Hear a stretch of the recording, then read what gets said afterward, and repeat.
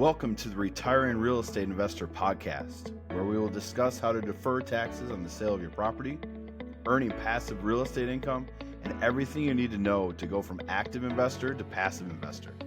Join us as we interview passive investment sponsors, explore the journey of other retiring real estate investors, and share our due diligence process we perform to select passive investments. Investment advisory services provided by Insight Investment Advisors, LLC, a registered investment advisor. This podcast is only intended for clients and interested investors residing in the states in which we are registered to provide investment advisory services or exempt from registration. Please contact us to determine if the firm provides investment advisory services in the state where you reside. All content on this podcast is for informational purposes only and should not be considered investment advice. Material presented is believed to be reliable sources, and no representations are made by our firm as to another party's informational accuracy or completeness. Insight Investment Advisors, LLC and its representatives do not provide tax or legal advice, and nothing herein should be construed as such. Always consult with your tax advisor or attorney regarding your specific circumstances. Hello, everyone, and welcome to the Retired Real Estate Investor podcast. I'm your host, Brandon Bruckman, back again. We have Walter Johnson joining us. This is exciting, Walter. Here are my notes on you. Entrepreneur, real estate investor, keynote speaker. I'm like, what else don't you, is there anything you don't do? Walter, like, it sounds like a lot. Is there anything that we missed? No, I don't have a book out and a reality show, but that's actually coming. Oh man. Okay. We got to talk about that. But first, I want to give you some space. Why don't you introduce yourself to our audience? Tell them where you're coming from, who you are, what you're focused on. Give them a little sense of who Walter is. Sure. Yeah. So it's Walter Johnson. I'm from Southern California, born in Fort Carson, Colorado. My father was in the military. And once he got out the military, the Army, we moved to Southern California. So I'm kind of a SoCal, I would say I was raised in Southern California. Moved to Arizona in 2001. Let's back up a little bit before that. So I had a chance to actually say, hey, I want to grow up to play basketball. I'm 6'5", but I didn't take that route. I actually had a bad knee. So I think I wanted to, my goal at the time, I was like, hey, I want to play basketball so I could buy apartment buildings. I know that's a little unorthodox, but that was actually my goal. It didn't happen. And then I moved to Arizona in 2001. And then I seen how cheap the real estate was. And so I was like, this is amazing. I mean, I think I bought a brand new Mustang, a 2001 Mustang for like $22,000. But you could have bought a brand new house in Arizona on the outskirts of Phoenix for $35,000. I mean, the times are amazing, right? So yeah. I moved out here, I bought a house, and, I wouldn't say the rest is history, but I bought homes, apartment buildings, land, a whole bunch of stuff, just dipped my toes into. But what I found out was I like income producing properties versus buying something, with hoping that it's going to appreciate. I don't think that's a weird story at all about basketball and buy apartments. We kind of have. I'm in Milwaukee, Wisconsin, as our listeners know. We have Pat Connaughton here with the Bucks, who's really started and partnered with real estate firms here to buy property and to launch projects. So I'm watching it happen. Like this is your dream. It's happening in real time. I'm watching Pat Connaughton literally do it in our neighborhoods. Talk to me a little bit about what you're focused on now in terms of, are we still in the Phoenix market? Are you still accessing that? Are you looking across the nation, or what type of assets are you really focused on today? Yeah, so I focus on mobile home parks. Well, yes, I'm looking at Phoenix. Okay. And 13 other states. I would say Southwest and Bible Belt states. I'm actually looking at a 580 space park in Iowa, 487 space park in Tucson. Closing in 3 days on a park here in Phoenix, 102 spaces. Phoenix is actually great. I think if we look at the top 8 as far as mobile home parks, as far as production, Phoenix is listed. So Phoenix is a great area. It's a lot of competition. I would call Phoenix like California's sister, because it's it's a lot of competition here, but it's a fantastic market. I love it. Mm-hmm. And still for mobile home parks, is there restrictions there on sort of new construction of those parks? Are there some supply and demand constraints we should be aware of? So the demand is huge. Demand is out, it's through the roof, no pun intended. Mhm. But I would say across the US, there's always restrictions regarding mobile home park new construction. I wouldn't I wouldn't recommend anyone to actually go down that avenue. I Mhm. would recommend to your audience to actually partner with someone that buys existing mobile home parks that cash flows literally from day one. Gotcha. Gotcha. Help me a little bit on sort of the owners of those properties. I think the stigma in my head is the owner of the mobile home park, still your mom and pop owner. They probably own it for a long time, and maybe it still needs some tender loving care that maybe has some neglect over the years. Am I characterizing that right, or is that unfair the way I'm characterizing? No. I would say it's safe to say your assumption is correct. I mean, you're dealing with most mom and pops are mid 70s in their age, and at times, I just think at that age that if usually it's free and clear. They're making cash. They're three, four, $500,000 a year. At that point, it's like, why fix it out? Why put in new homes or increase expenses? At that income level, you're doing pretty well. Yeah, I can see that, right? We see that a lot with our clients is there's not that sort of maintenance on, call it the yield that they're making off the property. They're not looking at it that way. They're looking at it exactly the way you just described it. I own it free and clear. I make X amount per year or per month. I'm pretty happy with that. Like, what else do I need to do? Like, I'm feeling pretty good. Whereas you'll look at it differently. How do you see opportunity when you see some of those properties in that sort of shape or with folks with that mindset? Yeah, so I see the property. So let's say example, uh, there's a park. Let's take the park in Iowa. It's 527 spaces, Mm-hmm. but it needs 100 homes, Mm-hmm. and the cash flow is actually really well. I think it's like it's like a little over $2 million a year, something like that, gross. Mm-hmm. But the guy's 76 years old. So when you look at that, he's like, why would I actually spend all this time, effort, money, stress to actually put in 100 homes? I'm looking at it saying, hey, I see the value. I'm young enough to do it. I'm passionate enough. Let me actually buy this and put in 100 homes.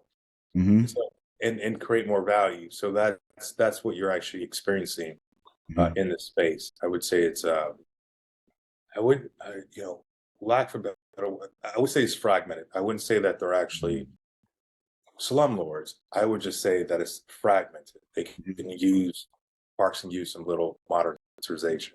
Yes. Gotcha. Makes sense. That was my next question too, is like when you're looking to purchase these mobile home parks, who are you competing against? Are you watching, like we've watched this dynamic, especially in Milwaukee, where large REITs, large private equity have come in and bought a lot of single family rentals in this area. It's so much so that we're noticing, we're like, hey, like, what are these guys doing? Are you seeing that same dynamic in mobile home parks or not so much? 100%. Yes. Oh, A lot of okay. money is into it. What happened during COVID is that we had apartment buildings that weren't doing as well. The collection rates were actually lower than mobile home parks. Office buildings, of course, weren't doing well. Strip malls actually weren't doing well because Mhm. everything was closed. So you have these huge private equity and investor groups that has a ton of capital. They're like, okay, where can we place our cash? So they start looking at mobile home parks. So if you look at mobile home parks during COVID as a whole, mobile home parks had a 94% collection rate, and apartments had actually had 76. Oh, So when you look at that and you're looking at, if they want to put in 50, 60, $100 million, you know, people kind of tend to actually look at mobile home parks right gotcha. Oh, that's interesting. Okay. So you have a little competition there from our friends in private equity. I think maybe step back a little bit on mobile home parks. I think there's a stigma when I say that. now. Help investors understand, what do I own? What rent am I collecting each month? Do I own the home as the property owner, or do I own the land, or do I in some cases own both? Help folks understand like maybe the basics of the way Yeah. that this works. And if you're buying a park, and I would say majority of the time you're going to own both. Hmm. But the goal is actually not to own the homes; it's to Oh, actually sell them or do like a rent to own. But hmm. you're not the landlord. I would say you're more in the land business. So you just lease out the space. And I remember I was actually telling someone about this story yesterday. I said, and there was this house. I didn't think it was actually worth it. Um, and somebody moved out. We own that home, and then they moved out. And the reason why they moved out, they actually had a job transfer in the state. Hmm. Well, somebody knew about that because mobile home parks are usually a community, and someone came to the manager, and my manager said, "Hey, Walter, will you actually sell this house?" And I was like, I was thinking about like tearing it down and putting in a new home. They're like, "No, this person really, really wants this house," Oh, wow. and I was like, "Okay," and I was like, "All right, well, tell me how much they want." They're like, "Yeah, they'll give you like they got $9,000 cash right now." I was like, "Okay, well, I was going to tear it down, demo, put a new home." Yeah. But it was almost like it was their dream home. He was 26. He had a girlfriend that was pregnant, and he's like, I want that home. I want to fix it up, and I want to live in it. And so that's what you see. So there's a pressure on affordable housing. And so what I'm trying to say is that we actually just get rid of the home, so to speak, or sell them, Mhm. and we just own the land. Do you find more? That's an interesting story, and it made me think. Like, do you find then more pride in ownership of those renters that are renting the land? Because I can hear it as you talk about it. Like, I want to own this and I want to fix it up. Like, I'm hearing this pride in ownership. Is that tremendously helpful when you're able to build a community that way? And thinking about sustainability of that community, collections, and having that, and frankly, having that be a great place to live. I mean, do you see a lot of that when your renters like really own the home and take ownership Yeah, of? yeah. So I've owned apartment buildings, I own single family homes. There's more pride because they own the homes. They'll take care of it. It's a less default rate. Hmm. Uh, it's a higher collection rate compared to single family homes and apartment buildings. Yes. Interesting. That's very interesting. What are you looking for? So we mentioned you mentioned Iowa, you mentioned Phoenix as well. There seems to be no bounds in the markets that you're looking at. What are some of those markers that you're looking for in a market that makes it attractive for you to sort of go after some of the mobile home parks? I look for, and I'll get a little bit, a little bit complicated here at the end. Please, they can handle it. Give it to them. So I'll look for one, employment, population, and medium home price. Those are the things I look for as well. But there's caveats to that. Let's say, for example, New York. So New York, I believe right now you can only increase the rents like 5%. But if we're actually looking at inflation, as we know, it's way more than 5%. What we're Yeah. paying for on a daily basis, and not even just inflation, but with the cost of like manual labor. So if that went up, let's just say 19%, but I can only charge 5% per year for a rent increase. Mhm. Since I'm not keeping up with the world, so to speak, right? So Mhm. even though New York will have the income, the population, the median home price, I would stay away from. Just like I would, for the most part, stay away from California. So I usually stick to red states. Gotcha. Places where, yeah, I mean, in that construct, I mean, you're just degrading NOI Mhm. and you can't really do much about it until we get some inflation help, which is unlikely in some of these spaces. So okay, that makes a ton of sense to sort of So stick there. yeah, so what we're paying right now is actually here to stay. If you look at what Mhm. happened in the 70s, is actually in New York. That's exactly what's happening now. Is that the landlords actually wanted to come in, or property owners, excuse me, and they actually wanted to build some really cool stuff, but they had caps on how much they could actually increase their rent, Mhm.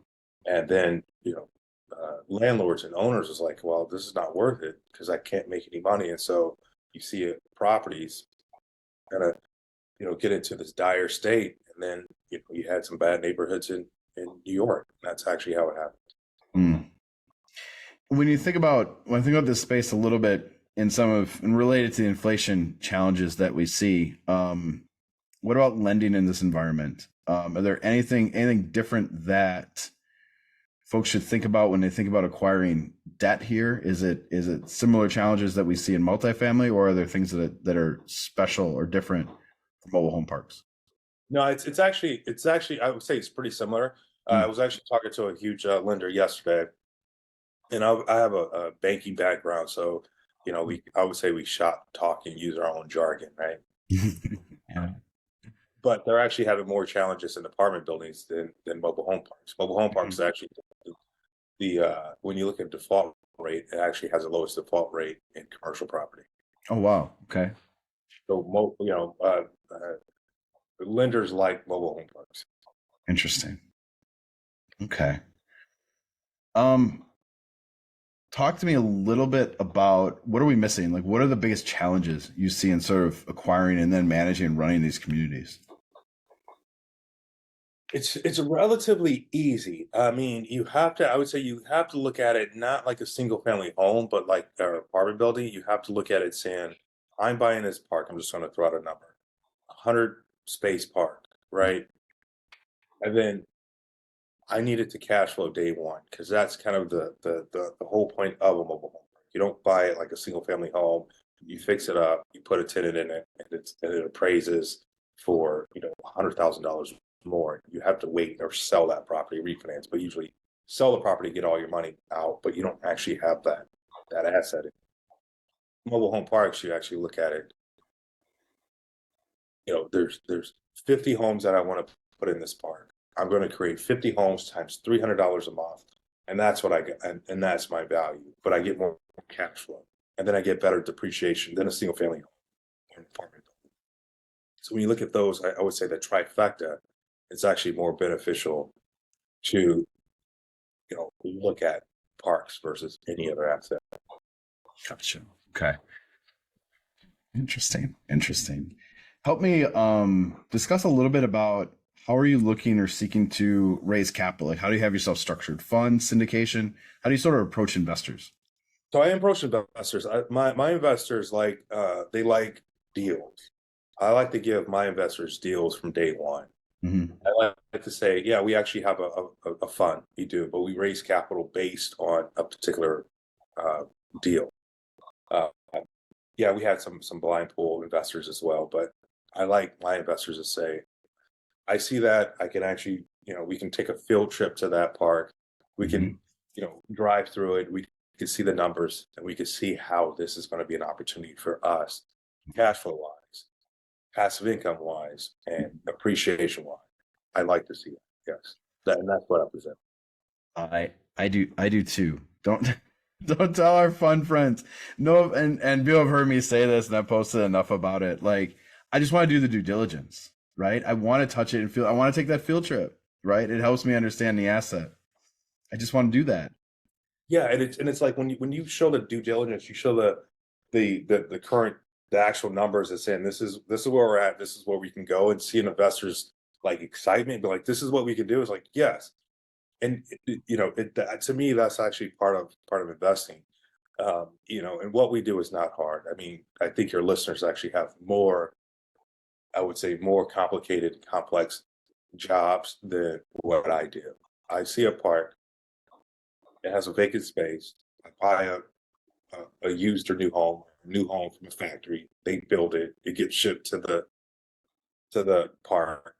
We place it. We set it. We sell it. Like that is not hard. We're not sending people to Mars, are we? Right. We're not building electric cars. So, No Elon Musk, but hey, there's still returns to be made here, and there's still value to be added, right? oh, 100% yes, but this is not a complicated industry. I think what you were saying before, it just it's an industry that had a stigma. That's it.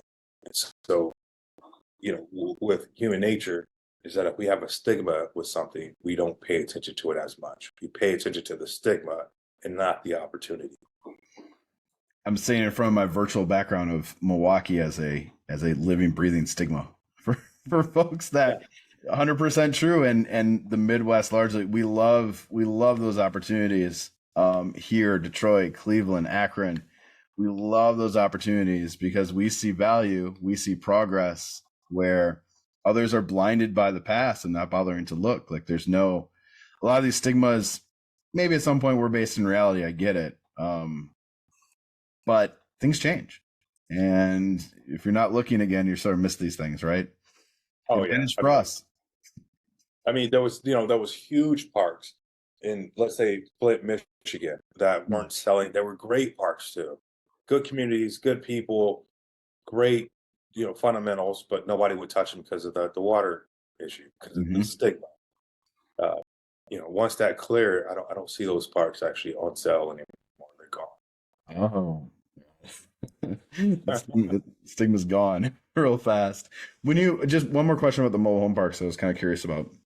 Are you always looking for parks that have more space where you can add more lots and units? Is that kind of a starting point a little bit No. for you? Like no, okay. So even if it was in place, you're still good with it. Yeah, no, I won't look for parks if someone's like, yeah, you could actually expand this park. That's kind of a hard no for me. Like I'm not Oh, looking to expand. It's tough getting approval and zoning, and it's a lot of work, and I don't build my business model off expanding. I like gotcha. how. Gotcha. Is there an opportunity for that though, a little bit? Like I just think about I've read enough about that we have an affordable housing crisis. I get it. And then I don't read a lot of solutions. Could this be one of them if you laxed a little bit from a zoning perspective? Is that something you think about or think about working on potentially? Because that could be the proverbial win-win-win. Yeah, I thought about it, quote unquote, thought about it. But when you actually go through it, you go through cities and counties. Yeah. I mean, you'll just waste months, years, and add some gray hairs. They don't like mobile home parks. Nobody actually likes to say I live near a mobile home park, Yeah. and the cities and counties don't make revenue on mobile home parks. Mm. So Gotcha. affordable housing is, and it's always been a hot topic, always. However, I don't think there's anything really being done uh, in affordable housing to actually help mobile home parks. No. It's fortunate. All right. Tell me about the book. Oh, so the book, yeah. We teased that. We got to talk about it. So the book is going to be called "Don't Retire." Oh, Yeah, and I know you have a retirement, but mine is like just don't retire. Like do something creative, etc. My creativity comes out when I can actually add in new homes in a mobile home park, and that's fun. You can actually experience the cash flow. I would say the quote unquote passive income. Right, you build it out, you put some work into it, you add some value, you enjoy the income. Yes, you actually have retirement money coming in, but it's fun to actually keep doing it. it's funny because personally my wife is well aware I will never retire and stop doing things is impossible. And I think a lot of my clients, and we named the podcast this because I don't know quite what to call our clients because they don't say these words that they're going to retire. It's just I don't want to do that anymore. I want to do something else. It's like, oh, that's good. Like I'll take that. That's good.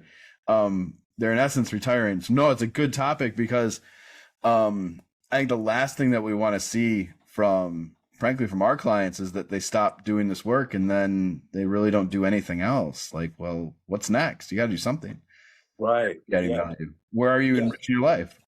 And so and that's why I want to say don't retire, whatever that looks like.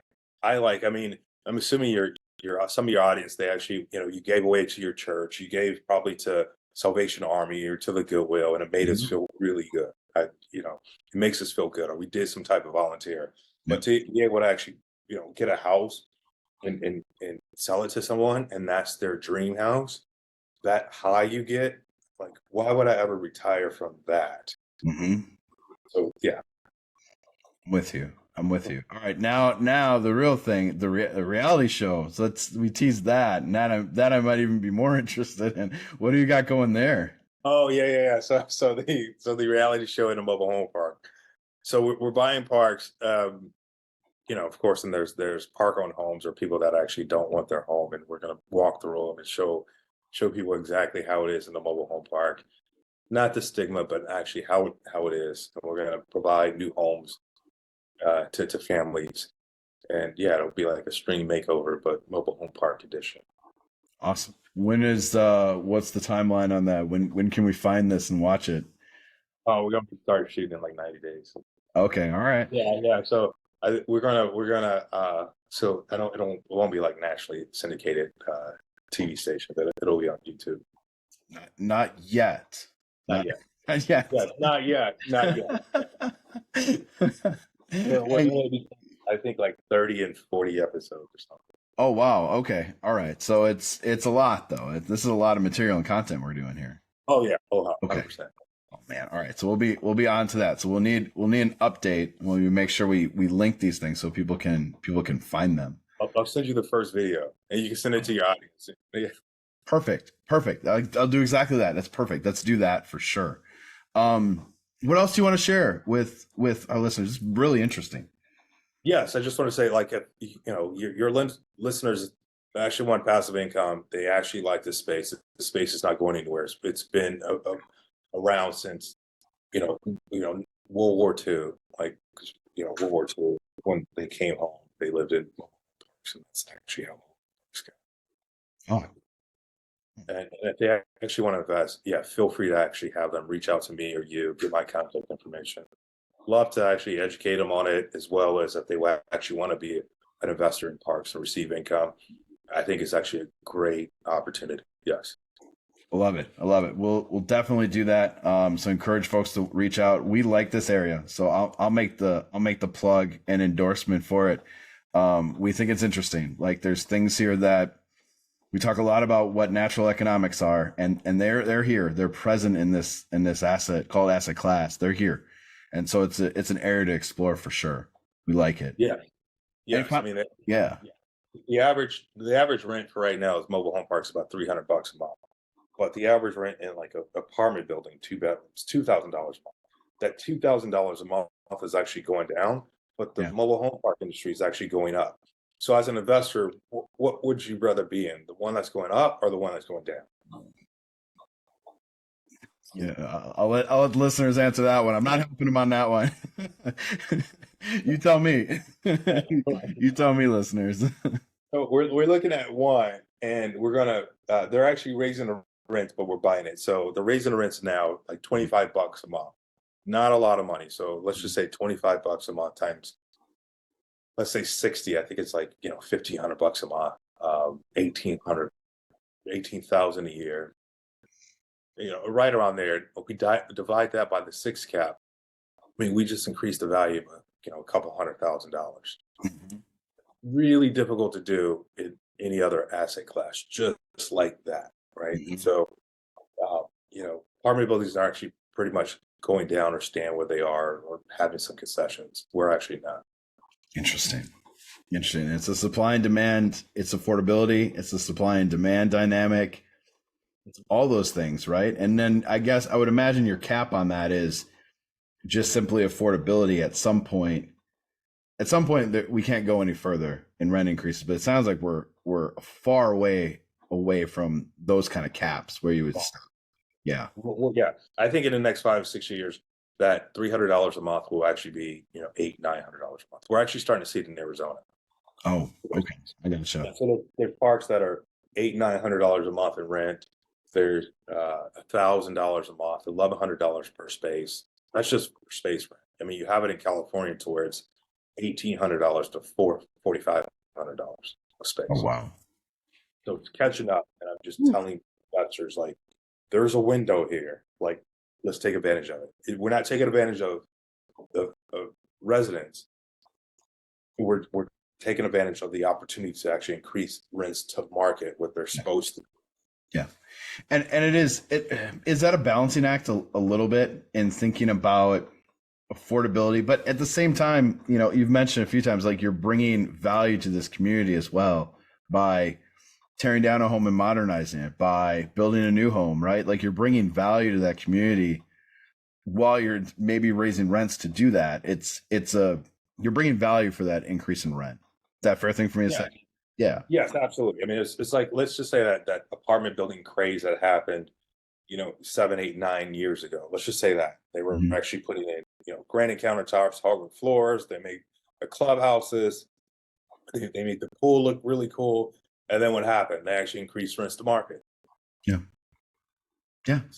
We're doing the same thing, except we don't own the actual home. We just own the land. There you go. Trying to make better places for people to live, right? And that's all. And people actually want to pay for that. They wanted to, if they had a dog park, they had a picnic area, they had playgrounds for their kids, they Yeah. had those type of amenities. They had rec halls where they can go and shoot pool and hang out instead of going to the local, driving off the community. Would they pay an extra 20, 25 bucks for that? Yes. There you go. I love it. Walter, thank you so much for explaining this. This is really good. Bunch of nuggets and great information in here. Where can people catch up with you? What's the easiest place for them to find you?